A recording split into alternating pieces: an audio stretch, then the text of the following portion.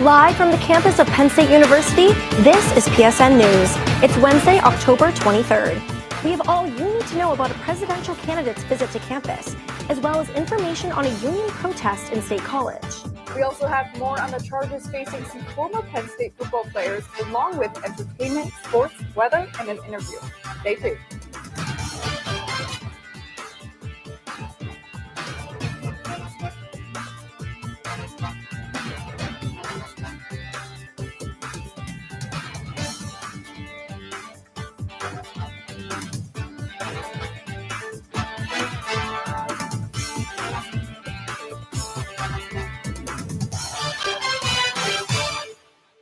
Thanks for joining us tonight. I'm Audrey Keller. And I'm Eva Hines. The Eastern Atlantic States Regional Council of Carpenters is in protest against Mount Nittany Medical Center after they were not chosen to provide labor on the medical facility's new $300 million project. The Council of Carpenters' main issue is that the center chose to not hire local contractors. The Carpenters have been standing outside Mount Nittany for 3 weeks and say they will not leave until they see change. Mount Nittany Health has responded and said they assess each organization's qualifications and tailor to the unique needs of each individual project. The Council of Carpenters say they are more than qualified for this job and have a large workforce. The contractors are not leaving anytime soon and will stay outside Mount Nittany for as long as it takes to see change. 2 former Penn State football players are being charged with rape and sexual assault. Former defensive end Jameel Lyons Jr. faces 1 felony charge of rape, 2 felony charges of aggravated indecent assault without consent, and 1 felony charge of voluntary deviant sexual intercourse. Former linebacker Kavion Keys faces 1 charge of rape by forcible compulsion, 1 charge of aggravated indecent assault without consent, and 1 charge of sexual assault. The Daily Collegian reports that both defenders were removed from the football roster and are no longer students at Penn State. A preliminary hearing for both Lyons and Keys has been scheduled for October 30th. Former president and Republican presidential candidate Donald Trump is scheduled to hold a rally at the Bryce Jordan Center in State College this Saturday, October 26th. Trump is expected to speak about his proposed no tax tips policy and other economic issues. Doors open at noon, but Trump is not set to speak until 4 p.m. This is the first time that State College has hosted a rally by a presidential candidate since Barack Obama in 2008. Last Sunday, Penn State hosted 5 Democratic governors to rally voters for the Harris-Walz campaign, drawing a crowd of around 200 people. Pennsylvania Governor Josh Shapiro, Michigan Governor Gretchen Whitmer, and Wisconsin Governor Tony Evers have been doing a tour through Michigan and Western Pennsylvania. Here, at the second-to-last stop of their swing state tour, they were joined by New Mexico Governor Michelle Lujan Grisham and Maine Governor Janet Mills. With less than 2 weeks to Election Day, Pennsylvania, and young voters specifically, are more and more valuable in the eyes of both campaigns. What can students expect outside this week? Student meteorologist Hannah George is live in the studio with the latest details. Hannah? Thanks, Audrey. Taking a look over at Beaver Stadium right now, quite a nice day we had in those 70s again, as we got a taste of that throughout this week so far. Currently sitting at a temperature of about 72 degrees out there. Things are starting to cool down. Today I'm going to tell you that we're going to return to average. We're going to get back to what October truly feels like here in Pennsylvania, along with some frost we'll be seeing this weekend, continuing into Monday. And those temps will be rising again. Don't worry. By the end of next week, we'll be seeing those 70s just a little bit. Taking a look at today, like I said, a current temperature of about 72 degrees out there. A little bit on the higher side for the state at the moment, but up in Erie, there is going to be a cold front that's going to push its way on through, and we are going to get a little bit low. You can kind of see how this green and blue is kind of creeping into the northern parts of the country, though parts of the south are still seeing those nice warm temperatures with that red. This is your forecast for Friday. You can see we'll be seeing a high of 64 degrees out there. Tomorrow will be even cooler, actually, but I'll talk about that a bit more later. Taking a look at the radar at the moment, you can see this system that is kind of going to push its way on through. There's a little bit of a chance for some rain tonight, but that is not too high of a chance, and that is one of 2 chances we'll probably have within the next 6 to 10 days. Taking a look as we move into Thursday here, you can see a little bit of cloud cover here and there, but not a whole lot going on out there precipitation or cloud cover wise. You can see pretty clear across the state, and State College specifically is going to stay pretty clear throughout the next couple of days. So it'll be a beautiful weekend, though a bit cooler. A little bit further into the future here, a little bit of a chance on Friday. That's that second chance I was talking about. But really, once again, that's not a significant chance. And if it is, it's going to just be a shower or 2 out there. So nothing that's really going to affect us, considering it will also probably be overnight. Moving into the weekend, we'll stay pretty clear for the most part. Only a cloud here or there, maybe some more cloud cover as we move into the next work week, but nothing to worry about. The reason for no rain really going on out there is this big blue spot that is a high pressure system that is currently really consuming the northeastern parts of the country along with parts of the Midwest. You can see how that's really going to grow and really keep us safe here from any precipitation here in State College. It's kind of covering most of the eastern portion of the country here at this point, you can see as we move into Sunday. So that is why we're not really seeing a lot of rain. Focusing back on today, we'll be seeing a low of 42 degrees out there. A chance for some showers, like I mentioned, but nothing significant, only something that's going to be here or there. Tomorrow, we'll be seeing a high of 58. That's that lower high I was talking about. I know it's a little scary, but guys, we got to get used to it. We're getting closer to November. Cooler temperatures is what we expect here in Pennsylvania. But you're here, like I was saying, we're going to be seeing some warmer temperatures coming up. Your 6 to 10 day outlook, you can see this brownish red that's kind of happening. That means by next week, we're going to be warmer again. So don't worry about it. Your 7-day forecast here, you'll see a touch of that warmer we're going to be seeing. That high of 58 on Thursday and 64 for Friday. Saturday will dip down just a bit more with a high of 61 degrees. Sunday, a little bit more with that high of 55, and that frost, like I mentioned, that will start Saturday evening, moving into Sunday and Monday. We'll be seeing a high of 57 on Monday, Tuesday, a high of 64, and Wednesday, 71. So like I said, we're going to get back to being warmer. That's all from me. Back to you, Audrey. Thanks, Hannah. Now, stick around, because after the break, Gianna Jarol will have the latest in sports. Stay tuned. Hey, everybody. Thank you for tuning into this edition of Penn State Sports Night.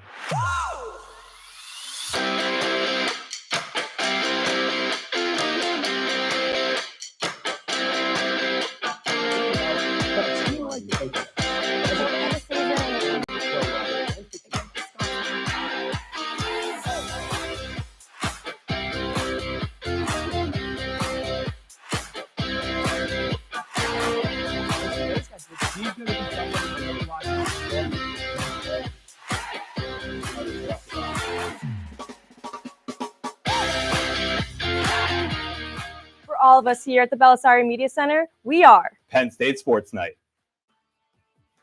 Live from the campus of Penn State University, this is PSN News.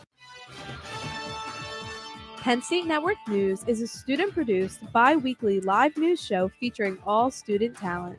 From local and national news to sports, entertainment, weather, and live interviews, we have it all. We also feature student-made packages from across campus. Airing every Monday and Wednesday at 7 p.m. We are PSN News. Be sure to check us out on Twitter and Facebook at PSN News, on Instagram at Penn State Network News, and to subscribe to our YouTube channel at youtube.com/PSN News. Have a good night and stay safe, Penn State.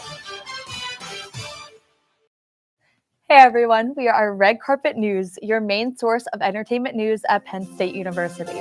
Man, this festival is going to be popping. I'm Alex Porzillo, here with David Harrell. He's going to 23rd with Daddy Elon Warbucks to actual space away from Kim. So in sync, especially during Kendrick's part when they came out. Reporting on anything from music, movies, TV shows, fashion, to celebrity gossip. You don't want to miss out on any of the hot topics we discuss. Find our segments on YouTube under the name Red Carpet News for your daily dose of entertainment. We are Red Carpet News.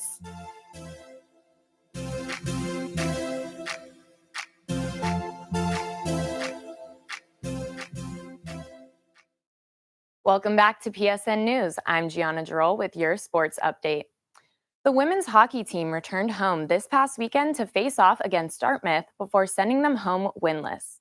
The first game was Friday, and while off to a slow start, things nearly got heated enough to melt the ice. Come the third period, Nicole Hall and Tessa Janicki each fired unanswered goals in the third, resulting in the 2-0 victory. The next day was back and forth action in which the Nittany Lions simply took control of winning 4-1. This game had an attendance of 1,404, coming in as the 10th highest in program history. Penn State improves to 6-2 on the year while also increasing to a 5-game win streak. The team will now enter tournament action as they play in the Icebreaker tournament this weekend. The Penn State Nittany Lion men's and women's fencing teams, under the coaching of Matteo Zanaro, open their 2024-2025 seasons at Temple's Nikki Frank Open in Philadelphia. The women compete on Saturday, October 26th, and the men compete on Sunday, October 27th. Entering the postseason last year, the men ranked in at number 4 in the polls, with the women earning a spot at 11. With many returning athletes, the teams look to kick off the start to another successful season. Last night, history was made as NBA superstar LeBron James welcomed to the court son and now teammate Bronny James. LeBron, 39 years old, and Bronny, just 20 years old, both checked into the game with 4 minutes left to play in the second quarter, with the Lakers up 51-35. The duo became the first father-son pairing to play in an NBA game together as the Lakers brought home a dominant 110-103 win over the Minnesota Timberwolves. This is just the start to the 2024-2025 NBA season, but fans are both excited and concerned with what's to come for the league and this family of a team. That's all for your sports update. After the break, Claire Huss has the latest in the world of entertainment. Stay tuned. Hey everybody, thank you for tuning into this edition of Penn State Sports Night.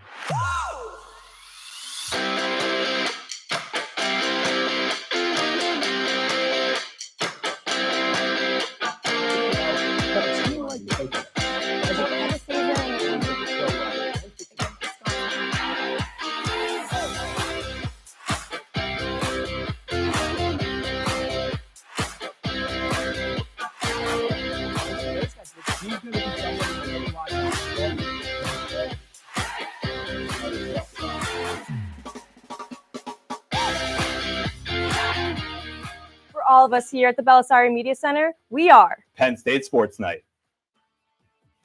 Live from the campus of Penn State University, this is PSN News.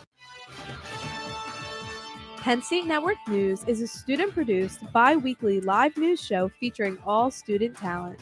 From local and national news to sports, entertainment, weather, and live interviews, we have it all. We also feature student-made packages from across campus. Airing every Monday and Wednesday at 7 p.m. We are PSN News. Be sure to check us out on Twitter and Facebook at PSN News, on Instagram at Penn State Network News, and to subscribe to our YouTube channel at youtube.com/PSN News. Have a good night and stay safe, Penn State. Welcome back to PSN News. I'm Claire Huss with your entertainment update. On October 26th, the Penn State Glee Club will celebrate its 135th anniversary. The club plans to celebrate this milestone with a concert held at Eisenhower Auditorium at 7:30 p.m. The performance will feature both the Penn State Glee Club and the High Lows. To specially honor the history of the club, former members of both the clubs have been invited back to sing alongside current members. The groups will perform classic Penn State songs, as well as works by Bruce Trinkley, an alum of the Glee Club and Professor Emeritus. Tickets are $5 for students and can be purchased in person through the Arts Ticket Center. From October 18th through the 20th, Penn State welcomed a record number of parents and family members to University Park for Family Weekend. The annual event organized by Penn State Parents Program hosted over 9,500 students and families. Families were invited to an ice cream social at Berkey Creamery, a fall festival event at the Arboretum, and tours of Old Main and Beaver Stadium. The ice cream social boasted nearly 1,600 guests, the largest the event has ever seen. The Penn State Parents Program credits the massive success of the weekend to their dedicated student and parent volunteers who worked over 230 shifts over the weekend. On October 8th, Jenna Fisher announced that she was diagnosed with stage 1 triple-positive breast cancer in an Instagram post. The star of The Office immediately followed up by saying she has undergone chemotherapy treatment and is now cancer-free. Known for her role as the meek receptionist Pam Beasley on The Office, Fisher has a massive support system and was met with overwhelming support. Fisher went on the Today Show on October 21st to give a full history of her battle with cancer, crediting early detection as the reason that she is now in remission. Fisher's biggest advice to fans is to be tested regularly, and she hopes her story will comfort other women battling breast cancer. That's all for your entertainment update. Coming up next, interview anchor Maya Valerio will be speaking with Ali Ansaldi, treasurer of the women's club soccer team. Stay tuned.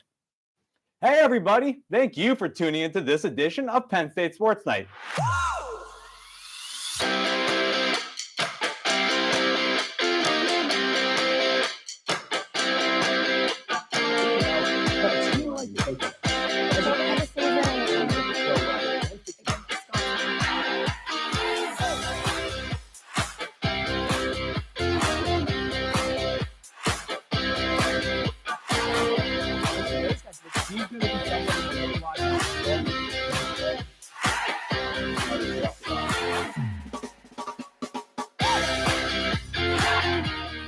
For all of us here at the Belisari Media Center, we are Penn State Sports Night.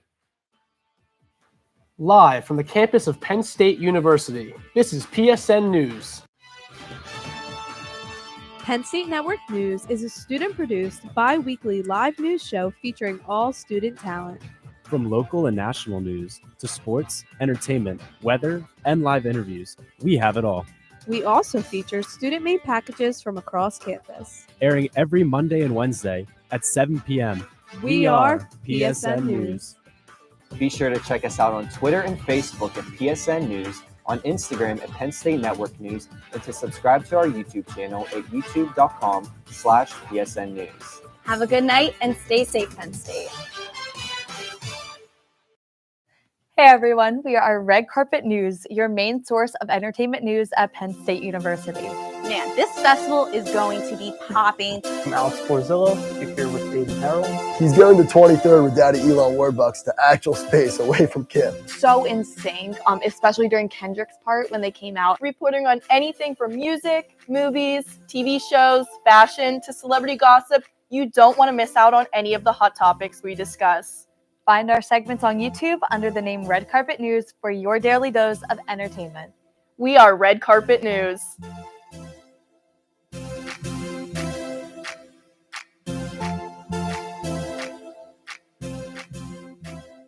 Welcome back to PSN News. I'm Maya Valerio, and with me tonight is Ali Ansaldi, the treasurer of the women's club soccer team. Thank you so much for coming in tonight, Ali. Thanks for having me. Of course. So you are currently a senior on Penn State's women's club soccer team. As students, we see a lot of coverage in the media about NCAA sports, yet club sports are given far less attention. Tell me about what makes club soccer so meaningful to you and why more people should know about it.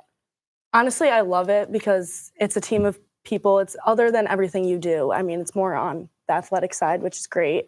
And it's more competitive than like IM leagues. So you still get that competition, but you're not committed. Like I'm not wasting my weekends playing soccer. Like I'm able to go out with my friends and then we have games on Sundays. So it's very balanced. Awesome. Yeah. So most people who grow up playing sports end up leaving their sport behind at high school graduation.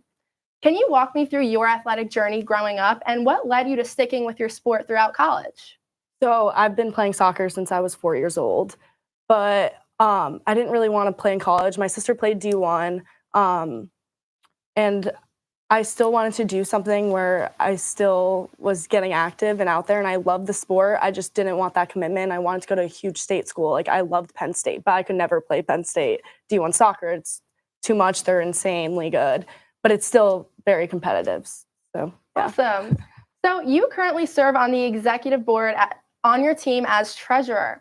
When most people think about student-run sports teams, they don't think about the work that gets done behind the scenes. Could you tell me about what some of your responsibilities as treasurer are on your team? Honestly, when I was going into it, it's a lot more work than I thought it was going to be honest, but it's great. We go to there's different accounts I'm in charge of, so I'm in charge of everything financially. So everything has to go through me first before it can go to the people higher up.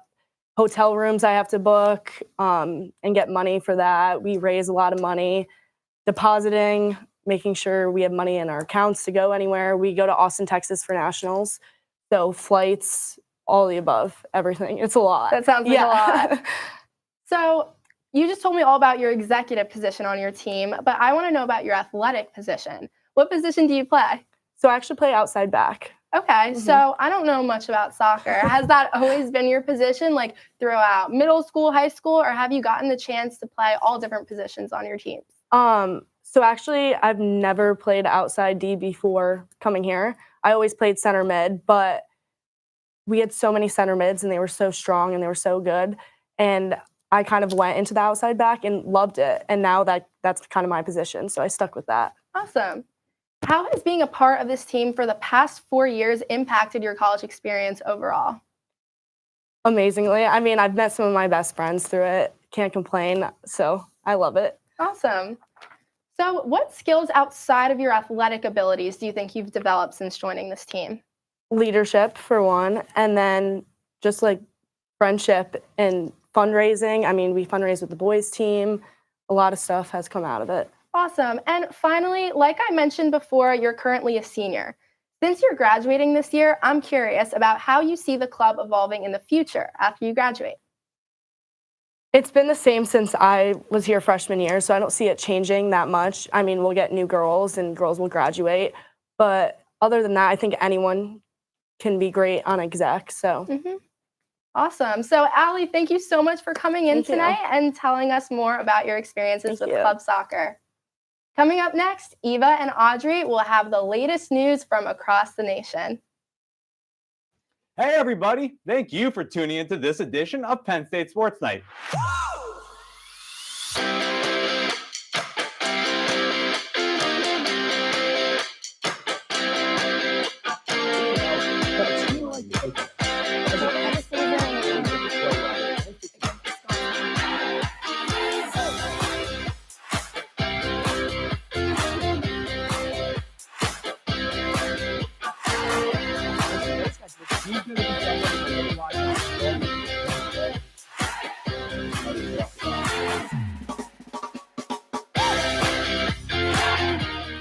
For all of us here at the Belisari Media Center, we are Penn State Sports Night. Live from the campus of Penn State University, this is PSN News. Penn State Network News is a student-produced, bi-weekly live news show featuring all student talent. From local and national news to sports, entertainment, weather, and live interviews, we have it all. We also feature student-made packages from across campus. Airing every Monday and Wednesday at 7 p.m. We are PSN News. Be sure to check us out on Twitter and Facebook at PSN News on Instagram at Penn State Network News, and to subscribe to our YouTube channel at youtube.com/PSN News. Have a good night and stay safe, Penn State. Hey everyone, we are Red Carpet News, your main source of entertainment news at Penn State University. Man, this festival is going to be popping. I'm Alex Porzillo, here with Aiden Harold. He's going to 23rd with Daddy Elon Warbucks to actual space away from Kim. So in sync, especially during Kendrick's part when they came out, reporting on anything from music, movies, TV shows, fashion, to celebrity gossip. You don't want to miss out on any of the hot topics we discuss. Find our segments on YouTube under the name Red Carpet News for your daily dose of entertainment. We are Red Carpet News.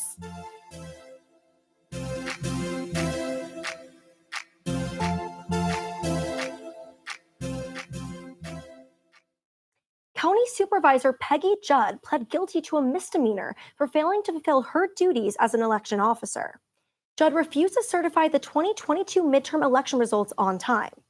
Judd's plea comes just weeks before the November 5th general election and is viewed as a significant step in promoting election integrity and may deter other elected officials from similar actions.